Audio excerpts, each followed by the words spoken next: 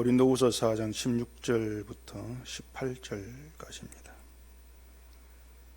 그러므로 우리가 낙심하지 아니하노니 우리의 겉사람은 낡아지나 우리의 속사람은 날로 새로워지도다.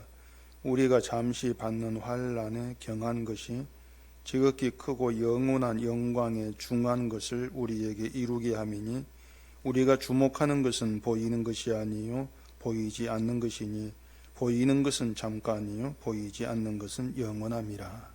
아멘. 기도하겠습니다.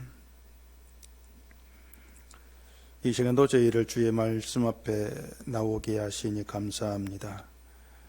우리가 주의 말씀을 듣고 또 그 말씀을 통해서 우리 주 예수님의 은혜를 깨달아가고 이러한 모든 것들이 우리의 노력과 상관없이 은총으로 주어지는 것임을 또 이 시간 깊이 헤아리 알게 하시고 그 말씀으로 주어진 그 은혜를 이 시간도 마음껏 누리는 복된 시간 되게 해주시옵소서. 예수님 이름으로 기도합니다. 아멘. 우리가 성경을 읽게 되면은 그 성경의 내용이 손에 와 잡히지를 않는다는 그런 느낌을 많이 갖게 되어집니다. 실제적인 이제 그런 것이라기보다도 뭔가 추상적이다, 그런 느낌을 갖기가 좀 쉬운 것이죠. 오늘 본문에서 바울이 얘기하고 있는 것 중에 영원한 영광 이러한 말을 하고 있는데, 이 영원한 영광이라고 하는 것도 사실 우리가 어떻게 손에 확실하게 뭔가 잡히는 그런 내용은 아니죠. 차라리 추상적이다, 그런 느낌이 더 많이 든다고 하는 것이 오히려 맞을 것입니다. 왜냐하면 그 영원한 영광이라고 하는 것은 우리가 살아가면서 이 세상에서 보고 경험할 수 있는 그런 문제가 아니고 또 우리가 확인할 수 없는 그러한 것이죠. 영원이라고 하는 것은 시작이나 끝이 없는 하나님의 세계를 일컬어 얘기하고 있는 것인데, 그런 영원한 하나님의 세계를 이 시작과 끝이 있는 세상에서 또 시작과 끝이 있는 그런 인생으로 살고 있는 우리가 경험할 수 없다는 것은 당연한 일이라고 할 수가 있는 겁니다. 근데 그렇다고 해서 영원한 영광이라고 하는 것이 그냥 추상적인 그런 내용은 아닌 것이죠. 왜냐하면 이 영원한 영광, 이건 우리가 느끼지를 못한다는 그러한 것일 뿐이지, 영원한 영광은 분명히 하나님의 약속에 의해서 준비되어 있는 실제적인 것이다. 이게 성경이 증거한 얘기인 것이죠. 그렇기 때문에 우리는 손에 잡히고 안 잡히고 이걸 떠나서 영원한 영광은 실제적인 것이고 영광을 위해서 주께서 일하신다, 이런 믿음 가운데 우리가 말씀 앞에 나와지게 된다는 것이죠. 이 시간도 이제 이 잠깐이란 말이나 또 영원이라는 이러한 말을 우리가 이제 대하면서 그렇게 이 영원한 영광이라고 하는 것이 결국 예수 그리스도에서 우리에게 이루어질 복된 생명된 그러한 것이 우리가 좀 생각을 하면서 그 복됨이 우리에게 이루어졌을 때에 그 신자란 존재가 얼마나 영광되고 복된 것인가 하는 것을 우리가 좀 생각해 보는 그런 시간이 되어야 되는 것입니다. 18절을 보십시다. 우리가 주목하는 것은 보이는 것이 아니요 보이지 않는 것이니 보이는 것은 잠깐이요 보이지 않는 것은 영원함이라. 그렇게 얘기를 하고 있습니다. 자, 바울은 존재하는 것을 보이는 것과 보이지 않는 것으로 나누어서 지금 얘기를 하고 있습니다. 보이는 것은 우리가 보고 만지고 확인하고 경험하고 또 감각할 수 있는 그런 모든 것들을 이제 얘기를 하고 있는 것이죠. 그게 보이는 것인데, 이 반면에 보이지 않는 것, 분명히 존재하는데 보이지 않는 것은 눈으로 보지를 못하는 것이고 또 만질 수도 없는 것이고 또 우리가 어떻게 확인할 수도 없는 것이고 감각될 수도 없는 그러한 것을 보이지 않는 것, 이렇게 얘기가 되어진다는 얘기죠. 그렇기 때문에 말씀드린 것처럼 보이지 않는 것, 그 영원한 영광, 이것을 우리가 느낄 수 없는 것은 당연한 것이고 또 느낄 수 없는 것이기 때문에 때론 이게 너무 좀 추상적인 것이 아닌가, 그렇게 다가오게 된다고 하는 것이죠. 근데 보이지 않는 것은 어쨌든 인간 영역 밖에 있는 것입니다. 우리가 감각할 수 없는 인간 영역 밖에 있는 것이 보이지 않는 영원한 것이다. 그런 생각을 할 수 있어야 되는 것이죠. 그런데 이처럼 이제 인간 영역 밖에 있는 것을 사람들은 인간 영역 안으로 끌고 들어와 가지고 느끼려고 하는 거예요. 느끼려고 하고 또 몸으로 경험하려고 하고 또 확인하려고 하는 그런 부류들이 또 있는 것입니다. 흔히 이제 성령파라고도 하고 또 이런 그들이 있는데 성령을 경험해야 된다는 그런 주장들을 하고 있죠. 성령 치유를 얘기하고 또 성령을 받은 몸이 뜨거워진다고 하고 또 뭐 진동이 온다 이런 경험들이 있어야만이 성령을 받은 거야 이런 말들을 하는 것들이 결국은 인간 영역 밖에 있는 것을 끌어 들어와 가지고 경험하려고 하는 그런 시도가 된다고 하는 것이죠. 근데 바울의 시각에 의하면은 그런 모든 것들이 결국에는 보이는 것에 주목하는 것이다. 그렇게 바울이 지금 얘기를 하고 있는 겁니다. 보이는 것에 주목하면서 그것을 믿음으로 잘못 착각을 하고 있다고 하는 것이죠. 뭐든지 간에 눈에 보이고 내가 경험한 것을 확실한 것이다. 이렇게 받아들이려고 하기 때문에 구원이든 성령이든 영원이든 뭔가 자꾸 확실한 걸 제시해달라. 이런 요구들이 있다는 거예요. 뭔가 확실하게 얘기해달라. 그래서 이단의 특징 중에 하나가 성령을 경험하게 하려고 하는 거. 자꾸 믿음을 경험하게 하려고 하는 거. 이게 그 이단의 특징 중에 하나라고 할 수가 있는 것이죠. 내가 경험해야만이 실감할 수가 있다. 근데 그렇게 생각하는 사람들은 이 바울이 말하고 있는 보이지 않는 신앙으로 들어갈 수가 없다는 것을 염두에 두셔야 된단 말입니다. 지금 바울이 그 얘기를 하고 있는 거예요. 우리가 바울이 왜 이 본문과 같은 이런 말을 교회에 지금 하고 있는지 그 이유를 좀 생각을 해봐야 합니다.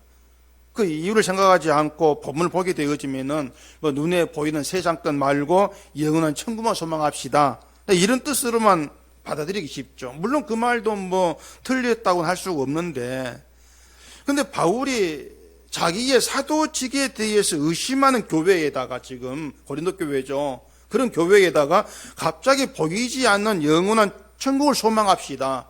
이런 말을 한다고 생각해 보면은 뭔가 연결고리가 빠져 있다고 할 수 있는 거예요. 지금 바울은 자기의 사도직에 대해서 의심하고 비난하는 그런 교회를 향해서 그런 무리들에게 지금 뭔가 글을 쓰고 있는 것인데 그들을 향해서 갑자기 천국만 소망하자. 그런 얘기를 할 이유가 없는 것이죠. 그리고 우리 역시도 보이는 세상 말고 보이지 않는 세상을 소망합시다. 이런 교훈으로 받아들인다면은 결국은 어떤 기독교가 가르치는 뻔한 교리적인 내용에 머물 수밖에 없는 것입니다. 그래서 바울의 의도가 있는데 의도를 생각하지 않고 우리가 주목하는 것은 보이는 것이 아니요. 이런 말을 우리가 보게 되어지면은 바울은 지금 세상에 있는 눈에 보이는 좋은 것들, 그런 것들 주목하지 말라는 그런 교훈적인 말을 주고 있구나. 이렇게 해석될 위험이 많다는 것입니다. 잘 아시는 것처럼 고린도 교회에는 이제 이 바울의 사도직에 대해서 못마땅히 생각하고 비난하는 그런 무리들이 있었습니다. 그들이 바울을 비난하고 있는 그 모든 것들은 보이지 않는 것 때문에 비난하는 것이 아니에요. 보이는 것 때문에 바울을 지금 비난하고 있단 말입니다. 바울에게는 추천서가 없다. 추천서가 없이 왔다는 것이죠. 보이는 거예요. 추천서라고 하는 것이. 또 바울은 말이 너무 어눌해.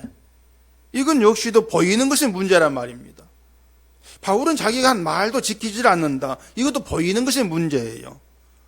이처럼 보이는 것들을 가지고 바울을 비난하고 있는 것이죠. 당연히 사도마저 이렇게. 그러니까 바울을 주목할 때에 보이는 것으로 주목하는 그런 모습을 보였던 것이 고린도 교회였다는 것입니다. 만약에 바울이 그 고린도 교회처럼 보이는 것에 주목하는 그런 사람이었다고 생각해 보십시다. 그렇다면은 바울도 보이는 것을 갖춰가지고 그들이 생각하는 사도다운 모습 보이려고 했지 않겠냐고 하는 거예요. 그렇게 오면은 우리가 주목하는 것은 보이는 것이 아니요. 이 말은 단순히 우리는 세상을 소망하지 않는다. 이러한 뜻으로만 하는 말이라기보다도 교회가 지금 따지고 있는 그런 외적 조건들을 사도가 높이는 가치 있는 것으로 보지를 않는다는 것입니다. 보이는 건 잠깐이다. 이렇게 얘기하고 있는 것인데 일시적인 것들이고 조금 지속되다가 사라지는 것, 이런 뜻이지 않겠습니까? 우리가 결국은 보이는 것으로 어떤 만족감을 누리려고 하고, 보이는 것으로 나를 가시하려고 하고, 자랑하려고 하고, 이런 모든 것들은, 그런 만족감들, 그런 것들은 잠깐에 있다가 사라지는 그런 것들일 뿐이라고 하는 것이죠. 자, 바울이 사도로서의 모든 조건을 교회가 생각하는 것처럼 완벽히 갖추었다고 한번 해보십시다. 말도 잘합니다. 말도 잘하고, 또 한 번 한 말은 목에 칼이 들어와도 지킬 정도로 신리성이 있는 그런 바울이고, 또 예루살렘 교회에서 가장 높은 사람이 추천서를 받아가지고 정말 뭐 하나 흠잡을 구석이 없는 그런 조건 가지고 왔다고 해보잔 말입니다. 거기에 바울도 막 키도 크고 얼굴도 잘생겨가지고 고린도 교회 모든 사람들이 바울을 단임 목사로 막 100% 찬성해서 책임을 했단 말이에요. 그러면은 처음에 바울에 대한 그 만족감, 바울에 대한 그러한 신뢰, 그런 것이 오래 지속될 거 아니야 그 말이에요. 그런 것들은 다 잠깐이라는 겁니다. 문재인 대통령이 처음 취임했을 때 지지율이 80%가 넘었다고 제가 알고 있는데 지금은 50%도 안 되지 않습니까? 40% 겨우 넘었잖아요. 그 이유가 뭐냐면은 정무관 정책이 마음에 안 든다는 거예요. 내 마음에 안 든다. 그러니까 인기라고 하는 것도 결국 보이는 것이고 역시 잠깐 동안의 것이라는 거죠. 잠깐 동안에. 사람 마음이 그렇다는 겁니다. 늘 요동친다는 거예요. 사람 마음이라는 게. 그 연예인들의 인기라고 하는 것도 잠깐이라는 거. 이건 누구보다도 연예인들이 실감을 하고 있는 거예요. 잠깐의 인기다. 그래서 바울이 비난하는 사람들이 생각하지 못한 것이 바로 이런 것들이었죠. 고린도 교회 생각하지 못하는 것들. 보이는 건 잠깐이다는 거. 바울이 비록 모든 조건을 갖춰가지고 자신들 마음에 드는 그런 인물로 왔다 할지라도 야 이것도 잠깐이야. 이걸 교회가 몰랐던 거예요. 그래 눈에 보이는 세상의 것들 중에 어떤 것도 영원히 존재하는 것은 없다는 것이고 보이는 것에 대한 만족도 영원한 것은 아니라는 겁니다.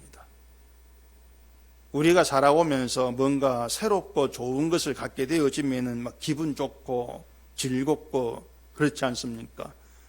그걸 행복감이다 뭐 이렇게도 얘기하는데 좋은 걸 내가 소유하고 누리고 그러면서 행복을 느끼는 것이죠. 그런데 좋은 거에 대한 감정도 오래 가지를 못하죠. 그냥 잠깐이에요.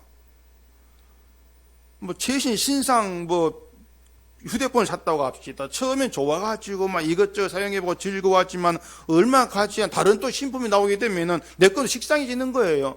또 새로 나온 걸 주목하게 되죠. 또 저걸 사볼까 이렇게 말입니다. 그래서 우리가 어떤 그 살아온 인생을 조금만 생각해봐도 지금까지 우리가 경험한 건 잠깐이라는 경험하고 살아왔다는 겁니다. 늘 잠깐이다 잠깐 이걸 경험하고 살아온 거예요. 젊다는 것도 건강하다는 것도 내가 소유했다는 것도 다 잠깐이었다는 것. 우리는 그걸 경험하고 살아온 겁니다.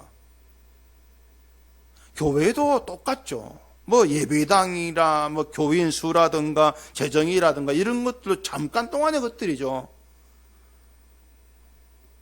어떤 문제가 생기면은 뭐 사람들이 예배당에 교인 수가 줄어들 수도 있는 것이고 또 예배당 문 닫을 수도 있는 것이에요. 그걸 지금 한국교회가 실감하지 않습니까? 뭐 2천억을 들여가지고 지은 아름답고 화려한 예배당이랄지라도 그 예배당 문 닫고 모이지를 못한 사태가 발생하잖아요. 그러니까 세상 마지막 때면은 보이는 건 다 사라져. 그런 의미의 잠깐이라는 것이 보다도 버젓이 내 눈앞에 존재하고 있음 불구하고 들어가 예배하고 싶은 마음이 굴뚝 같은데도 들어가지 못하는 정말 우리가 상상치도 못할 사태가 발생하고 경험하면서 보이는 건 잠깐이다. 내가 붙들 수 없는 게 보이는 거야. 내가 지킬 수 없는 것이다. 이런 걸 충분히 실감하고도 남는 것입니다.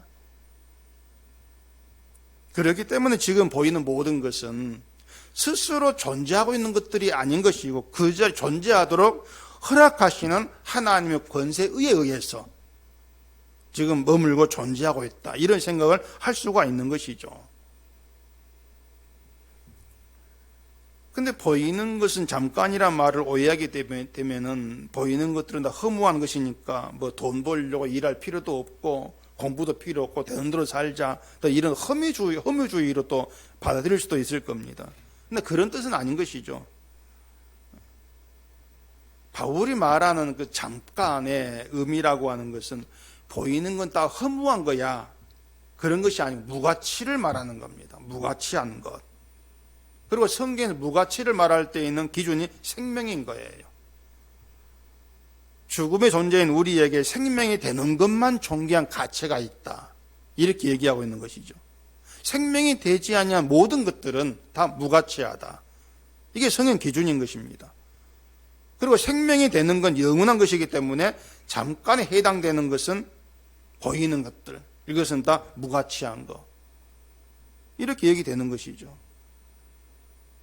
그래서 교회가 영원히 영광된 생명을 추구하고 소망을 하고 있는 것이라면은 보이는 것을 주목하지 않게 되어지는 것입니다. 다시 말해서 눈에 보이는 교회 규모나 여러 가지 활동들, 그런 것들 교회의 가치로 삼지를 아니한다는 것이죠. 그저 생명 대신 예수 그리스도, 늘 그분으로 충분하다. 이런 고백이 나와지는 것이 교회인 거예요.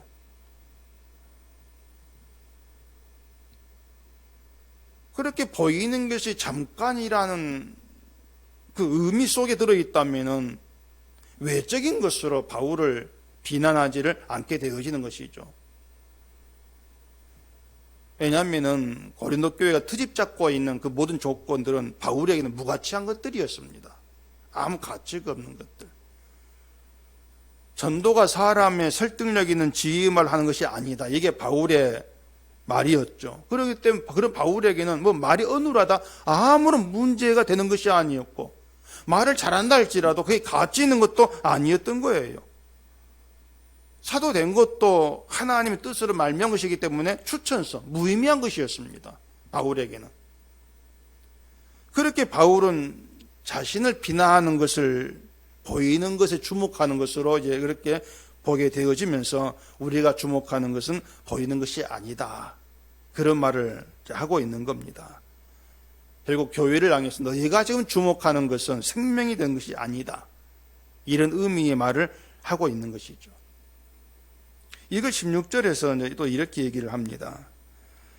그러므로 우리가 낙심하지 아니하노니 우리의 겉사람은 낡아지나 우리의 속사람은 날로 새로워지도다. 또 이 겉사람이 낡아진다는 말을 이제 흔히 몸이 늙어가는 것으로 이해하는 경우도 많이 있는데, 뭐 그런 뜻도 있죠.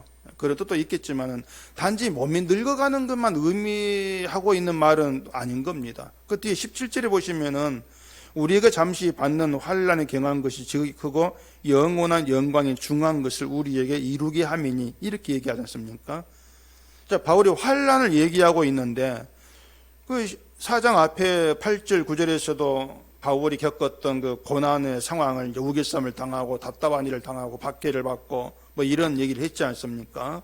사도가 그런 환난을 이제 막 겪으면서 몸이 옳게 정상적인 몸으로 그렇게 유지할 수 없죠. 그 수많은 환난을 겪으면서 몸도 갈수록 좋지 않게 되었을 거란 말입니다. 매도 맞고 감옥에 갇히고 죽을 뻔한 위기를 수없이 겪는데 그 몸이 온전하겠습니까? 그래서 바울이 겉사람이 낡아진다 이렇게 얘기하고 있는 것은 뭐 세월이 흐르면 자연히 늙어지는 이것만 의미하고 있는 것이 아니라 고난에 의해서 그 몸이 약해지는, 여기까지 포함해서 한 말로 이해할 수가 있는 거예요. 어떻게 하든 바울에게는 겉사람이 낡아진다고 하는 것은 바울을 낙심하게 한 큰 문제가 아니었다는 겁니다. 환난도 바울을 낙심하게 한 문제가 아니었다고 하는 거예요. 왜냐하면 바울에게는 겉사람은 낡아지는 건 당연한 것이고 오히려 속사람이 새로워지는 것, 이게 희망이었던 것이죠. 바울에게는. 그렇게 봤을 때 우리는 결국은 이 겉사람에 치중하는 그러한 삶에 빠져 있다. 우리는 그렇게 이제 볼 수가 있는 것이죠.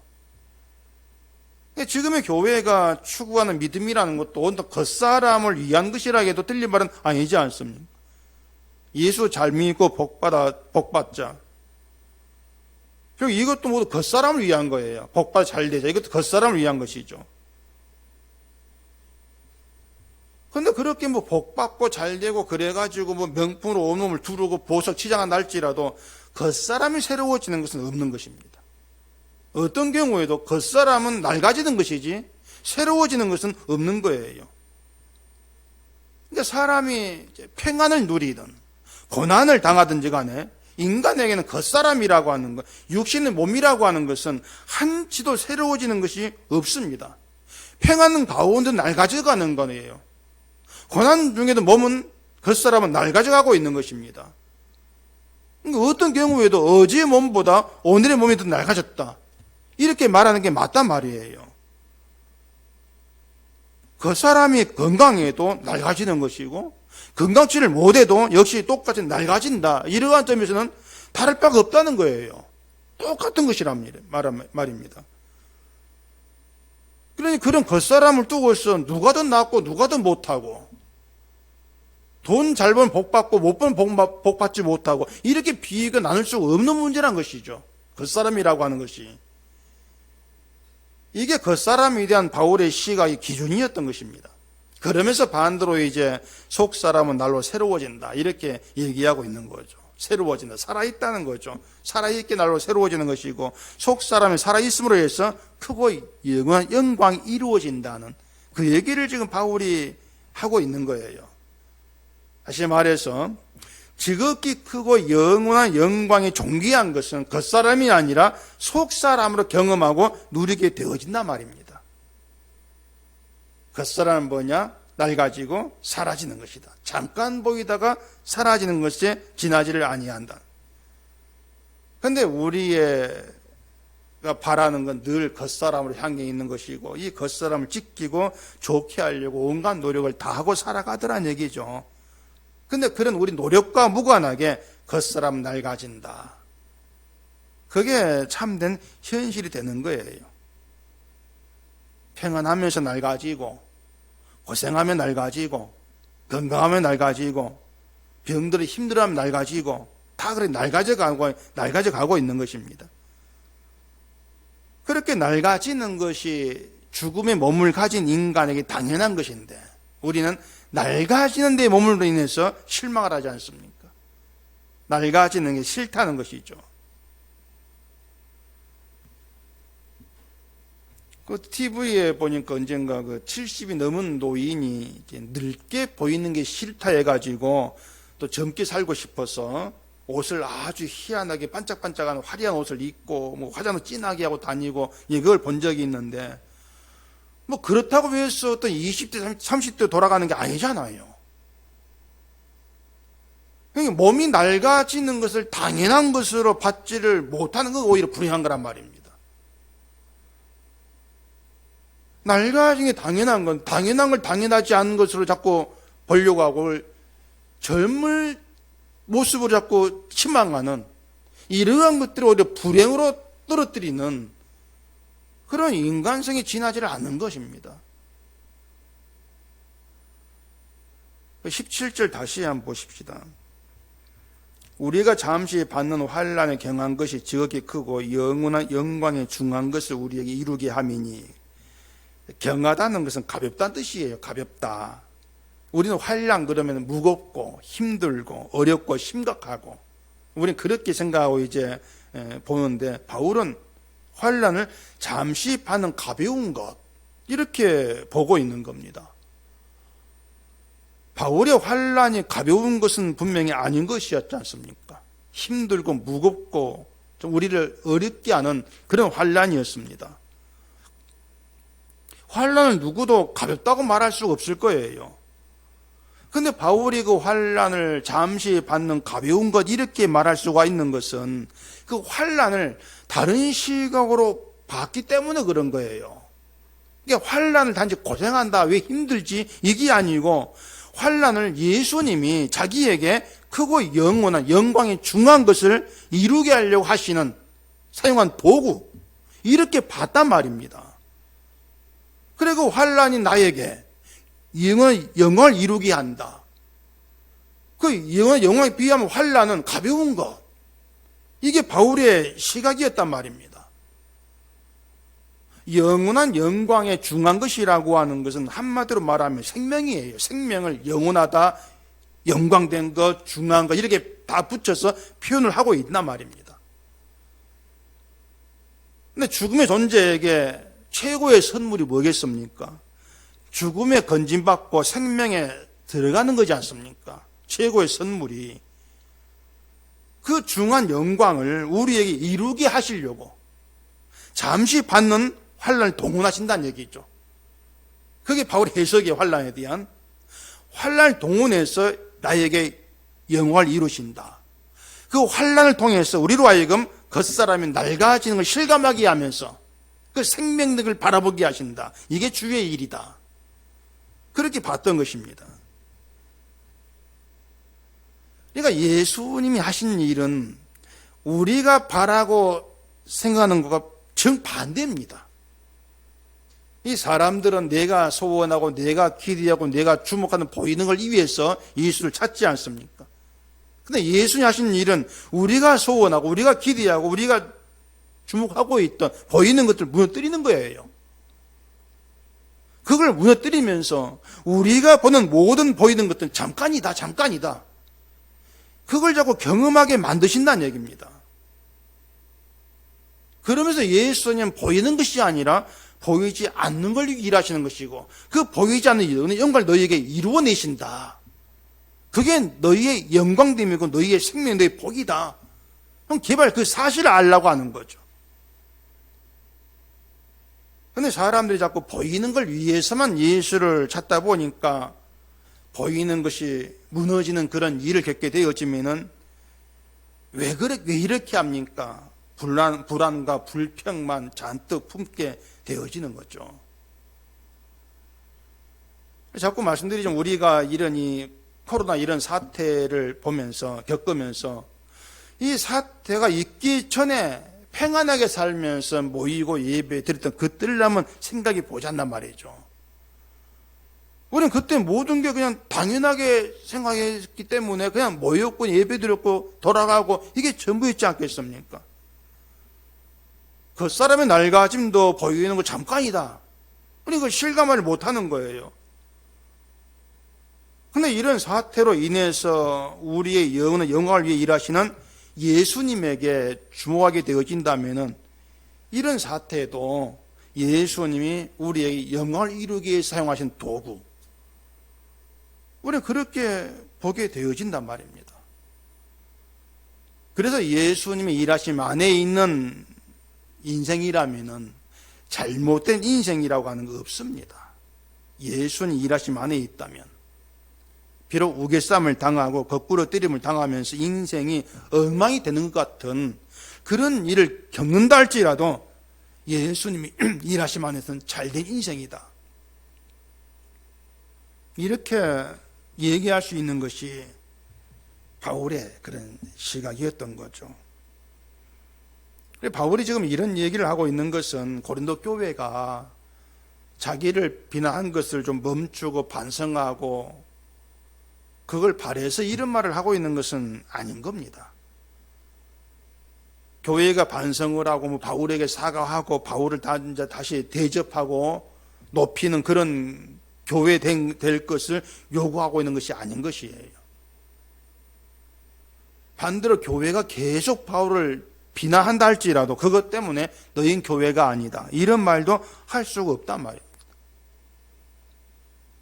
교회에 그 수많은 고린도 교회에 수많은 문제가 있었는데 그 문제들을 바울이 얘기하면 한 번도 그들 행동을 두고 너희 잘못했어 그렇게 정죄한 적이 없습니다. 바울이 교회를 왜 그렇게 대하는가, 우리는 그걸 좀 생각해 봐야 한다는 거죠. 왜 그렇게 대하는가. 자, 그걸 우리의 문제로 끌어 생각해 보십시다. 보이는 건 잠깐이고 보이지 않는 건 영원하다는 걸 우리는 충분히 인정을 합니다. 어쨌든 인정하고 있는 얘기죠. 인정은 하는데 여전히 보이는 것으로만 마음이 주목되고 있죠. 이걸 우리가 어떻게 통제할 수가 없는 거예요.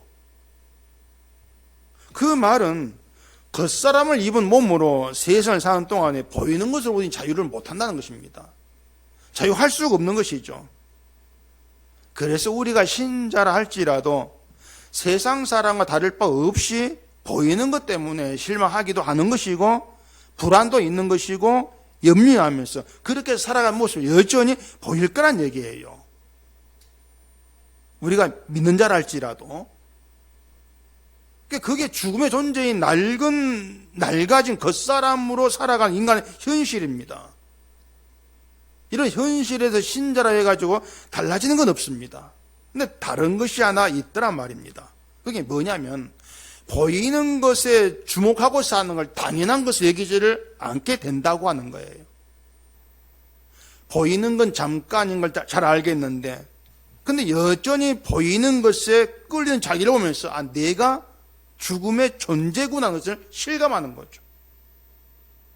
내가 죄의 존재, 죽음의 존재구나. 그리고 그러한 나에게 지극히 크고 영원한 영광의 존귀한 것을 이루기 일하시는 분이 예수님입니다. 이걸 알게 되어진다면 그 예수님이 나에게 함께 하신다, 나에게 일하신다, 이러한 사실이 기쁨과 감사가 되는 겁니다. 그게 신자인 거예요. 이게 날로 새로워지는 속사람, 이렇게 얘기되어지는 것이죠. 그래서 속사람이라고 하는 게 단순히 어떤 우리 속마음 그렇게 생각할 것이 아니라 성령의 간섭을 받고 성령에 다스리는 사람, 이 생각하시면 될 것입니다. 성령에 다스리는 사람으로 새롭게 태어난다는 거죠. 속사람으로. 이걸 요한복음에 거듭난다 이렇게 얘기했지 않습니까? 요한복음 3장을 한번 보십시다. 요한복음 3장 1절. 그런데 바리새인 중에 니고데모라 하는 사람이 있으니 유대인의 지도자라. 그가 밤에 예수께 와서 이르되 랍비여 우리가 당신은 하나님께로부터 오신 선생인 줄 아나이다. 하나님이 함께 하시지 아니하시면 당신이 행하시는 이 표적을 아무도 할 수 없음이니이다. 자, 여기 등장한 니고데모가 바리새인인데 예수님을 하나님께로부터 오신 선생 이렇게 이제 인정을 해주고 얘기를 하고 있습니다. 바리새인들은 예수님을 하나님께로부터 온 분으로 인정치를 않습니다. 바리새인들은. 근데 니고데모는 하나님께로부터 온 선생 이렇게 인정을 하고 있다는 얘기죠. 자, 니고데모가 예수님을 그렇게 알아봤다면 야, 니고데모는 뭔가 믿음이 있는 사람이다 이렇게 우리도 인정해 줘야 되지 않겠는가 생각 들 수 있습니다. 참 훌륭한 믿음이다. 예수 알아보다니 그렇게 말이죠. 근데 예수는 니고데모에게 사람이 거듭나지 아니하면 하나님 나라를 볼 수 없다 이런 말씀을 하신 거예요. 니고데모에게. 예수님을 하나님께로부터 오신 선생 이렇게 말하는데 뭐가 문제겠습니까? 뭐가 문제이기에 거듭나지 아니하면 하나님 나라를 볼 수 없다 이런 말씀을 하고 계시냐는 거예요. 예수를 메시아가 아니라 선생으로 알았기 때문에 그게 문제겠습니까? 아마 니고데모가 예수님을 메시아 이렇게 했어도 같은 말씀 하셨을 거예요. 예수님은. 왜냐하면 니고데모 문제는 예수님을 선생이라고 말한 게 있지를 않기 때문에 그런 것입니다. 문제가 뭐냐면요, 자, 니고데모가 예수님을 선생이라고 하면서 하나님이 함께하지 아니하시면 당신이 행한 이 표적은 아무도 할 수가 없다 이렇게 얘기했지 않습니까? 그러니까 니고데모는요 예수님이 행하셨던 표적, 기적 이걸 보면서 하나님께로부터 왔다 이렇게 인정을 하게 된 거예요. 눈에 보이는 걸 가지고, 표적을 가지고. 그게 잘못된 거라고 말합니다. 바꾸어 말하면은 표적을 본 것이 없으면은 하나님께로부터 왔다고 인정하지 않았을 거다 이런 의미가 되지 않습니까? 그러니까 우리가 신앙 문제에서 이런 잘못을 많이 하고 있는 겁니다. 예를 들어 집안에 문제가 있었는데 기도했던 문제가 해결됐어. 하나님의 기도를 응답하셨어. 아, 나는 하나님 사람 백성인가 보다. 이렇게 자기의 어떤 신자됨, 하는 관계를 기도가 응답받고 문제 해결되고 이런 것을 확인하려고 하는 게 잘못됨이란 것이죠. 그런 것들이 뭐냐면은 신자라는 존재는 성령이 간섭하시고 다스린다는 걸 아예 생각지를 않고 있기 때문인 것이란 말입니다. 이렇게 보이는 것으로 자기를 확인하려고 한 사람들은 결국 성령까지도 보이는 것으로 확인하려고 할 수밖에 없는 거예요. 그렇게 되어질 수밖에 없는 거예요. 이런 얘기가 있습니다. 어떤 사진사가 말을 타고 가면서 예수님 얼굴을 보여달라고 기도를 했대요. 기도하고 나니까 들판을 찍어라, 이런 음성이 가슴속에 들렸다고 합니다. 사진사가 이제 있는 곳은 눈이 군데군데 녹아있는 들판이었다 그래요. 그래서 사진사가 음성이 들렸으니까 순종하는 마음으로 들판을 찍었답니다. 그리고 집에 돌아와 현상을 하니까 뭐가 있더라? 거기 예수님 얼굴이 있더라. 그게 기독교적 유명하게 퍼져 있는 예수님 눈이 얼굴 그 사진 그거 아니겠습니까? 어떤 사람 또 그 사진을 가지고서 이건 기도하는 마음으로 봐야 얼굴이 보인다, 또 이런 말도 돼요. 근데 그 말 듣고도 처음에는 봤는데 얼굴이 안 보이거든요. 그러면 야, 내는 문제가 있나? 근심하다가 또 언제 보니까 또 얼굴이 보여죠. 야, 내가 또 신자인가 보다, 또 눈물을 감사했던 그런 간증도 또 있어요. 이런 것들이 뭐냐면은 믿음도 신자됨도 어떤 성령도 자꾸 보이는 것으로 확인하고 싶어 하기 때문에 보이는 것을 가지고 결국 믿음이 있다 없다, 신자다 아니다, 사도다 아니다, 이런 판단이 나오게 될 수밖에 없다는 것입니다. 그래서 보이는 것이 없으면 성령 받지 못했다, 이런 자꾸 비난하는 거죠. 대표적인 방언, 뭐 성령 치유 이런 것들이죠. 이런 게 바울을 비난했던 고린도 교회와 다르지 않은 모습이에요. 이런 사람들은 바울이 환난을 잊게 되어지면은 왜 혼란이 있을 거예요. 바울처럼 복음을 전하는 사도가 왜 저런 환난 당해? 왜 그렇지? 그런 혼란, 낙심에서 빠져나올 수가 없게 되어진다는 얘기입니다. 결국 뭔가 하면 예수님의 일을 알아보지를 못하니까 그게 당연할 수밖에 없는 거예요. 우리가 본문을 통해서 다시금 확실하게 생각해야 되는 것은 우리에게 영원한 영광을 이루기 위한 예수님 일하심은 쉬지 않고 계속되고 있더란 얘기입니다. 계속되고 있는 거예요. 우리를 늘 예수님의 생명에 붙들어 놓기 위해서 예수님 일에 오셨고 일에 가신다고 하는 것입니다. 코로나가 있기 전에도 예수님 일하셨고 코로나가 있는 지금도 예수님 동일하게 일하고 계시는 거예요. 코로나가 없이 평안하게 살 때도 우리의 생명을 위해 일하신 예수 때문에 살았던 것이고 우린 그걸 무시했던 것이죠.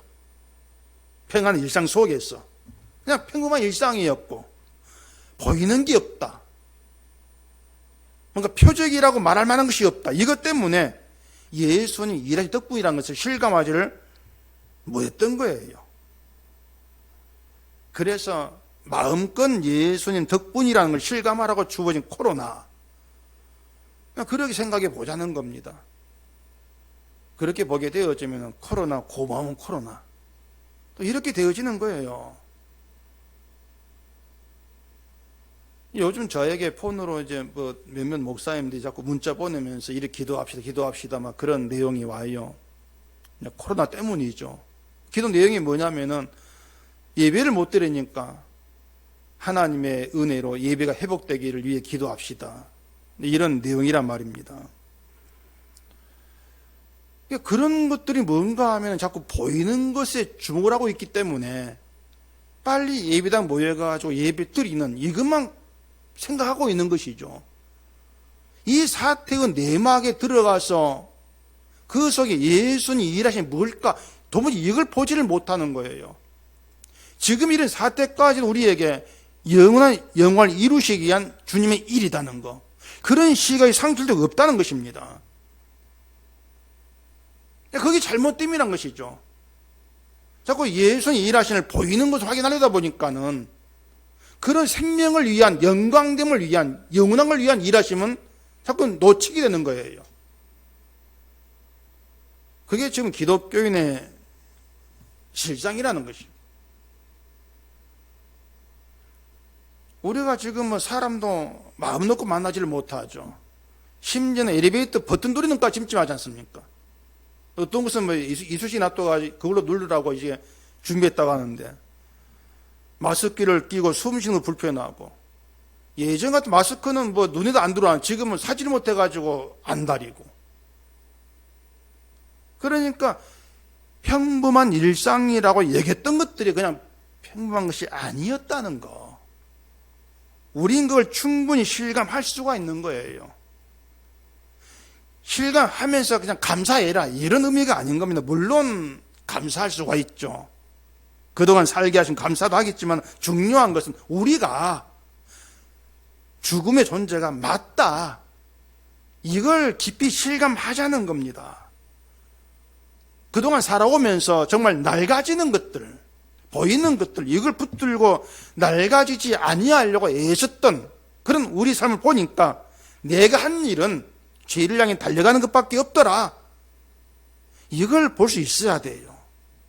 그렇게 죄를 향해 달려가는 것밖에 없는 그런 나에게 예수님은 영원한 영광의 중요한 것을 이루기 일하신다더라. 그게 기쁨이 되어지는 거, 이게 찬송이 되어지는 것이 속사람이 새로워진 거예요. 그렇게 날마다 우리에게 새로움을 일으키는 성령 역사하심이란 말입니다. 영광의 중요한 것을 우리에게 이루고자 하시는 예수님의 일하심이 있습니다. 그 일하심 때문에 질그리신 우리가 보배를 가지게 된 겁니다. 그렇게 우리는 지극히 크고 영원한 영광의 중요한 것을 우리에게 이루고 내시는 예수님으로 인해서 영원한 부활 생명에 속한 대로 될 거예요. 그때까지 잠깐 세상에 머물고 있는 거죠. 머물게 하신 것이고, 이것 때문에 신자는 보이는 것 때문에 실망하지 않아도 되는 사람인 것이고요, 보이는 것 때문에 부끄러워하지 않아도 되는 그런 사람인 겁니다. 그게 신자인 것입니다. 다시 얘기하지만 죽음의 존재에게는 생명보다 더 귀하고 좋은 건 없는 겁니다. 그게 가장 복된 거죠. 그래서 영원한 생명에 속했고, 우리에게 그 영원한 영광을 이루어내기 위해 일하시는 주님의 일하심 속에 있다는 우리가, 그게 붙들려 있다는 이것이 위로가 되고 또 기쁨으로 열매 맺어지는 오늘이 되기를 바랍니다. 기도하겠습니다. 우리 아버지 하나님, 늘 겉사람의 주목을 살아가는 것이 우리의 현실입니다. 성경을 듣고 또 들어도 보이지 아니한 게 영원한 것이라는 걸 알고 있으면서도 밖에 나가면 눈에 보이는 게 들어오고 거기에 집중하게 되어지는 우리의 불의한 모습, 연약하고 못난 모습을 보게 되어집니다. 늘 죄를 향해 달려가는 죽음의 존재가 우리라는 것을 오늘의 이 일을 통해서 깨달아 알게 하시고, 그럼에도 불구하고 우리에게 영원한 영광을 이루기 위해서 일하시는 주님의 일하심이 있고, 그 일에 우리가 붙들려 있다는 이 사실이 위로가 되고 기쁨이 되어지는 복된 이 하루가 되게 해 주시옵소서. 예수님 이름으로 기도합니다. 아멘.